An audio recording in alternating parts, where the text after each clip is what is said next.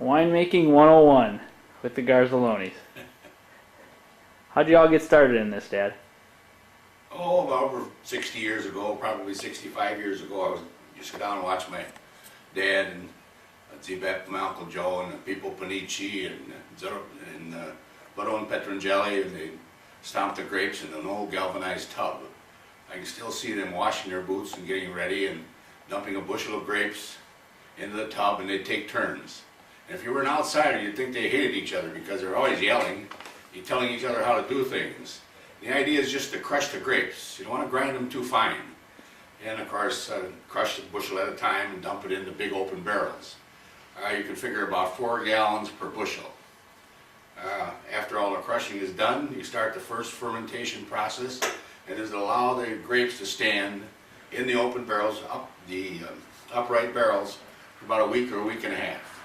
Make sure you stir them every day. At the end of the week or week and a half, it is time to drain the juice. Drain the juice off the bottom. If you're going to use any sugar, you want to sweeten the wine.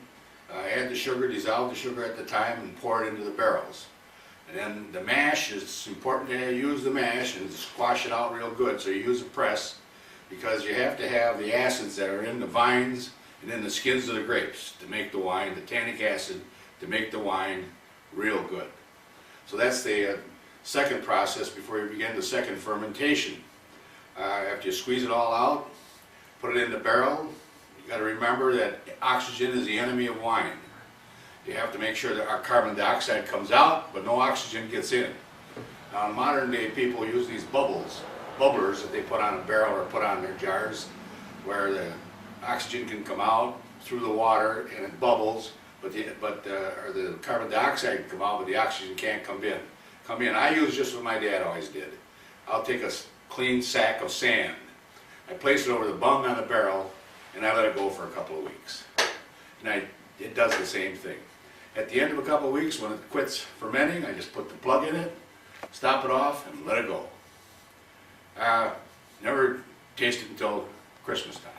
How much Christmas sugar? comes, I put about 1.5 pounds per gallon. Of juice or juice? Of juice. Okay.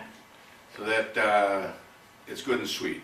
Most people like a sweet wine. In the old days, those guys I don't think added any sugar. Of course, I'm using Concord grapes typical of Michigan. And I think my dad and those guys used to get a carload from California. They used the Zinfandel and they mixed it with the Muscat and the Zinfandel. And the old Italians never used sugar. They like it real dry.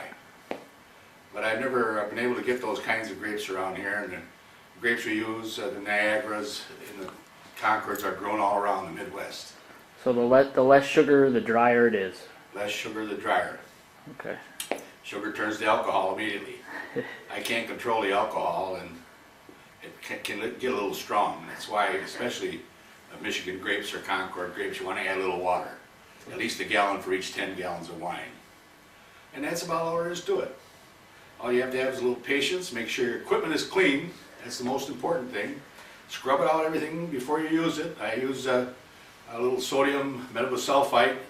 I coat it with that. I just pour it in and drain it off. The last thing I do after I scrub my barrel and scrub my upright Container. baskets here. I don't have old barrels to use, so I have to use these plastic. You can make wine in plastic, but the important thing is to make sure you don't keep it in there very long, because plastic does breathe. And as I said, oxygen is the enemy of wine. And how big are those barrels there? These probably hold about, what, 10, 12 gallons. I'll divide 11 bushel among these three. You got to you fill them up about 2/3 of the way and leave 1/3 of the way, because the pulp is going to come up to the top.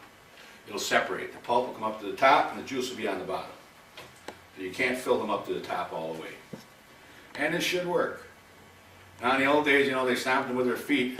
Now you guys, you got this thing with grinder we got now, we even took the handle off and got a motor on it.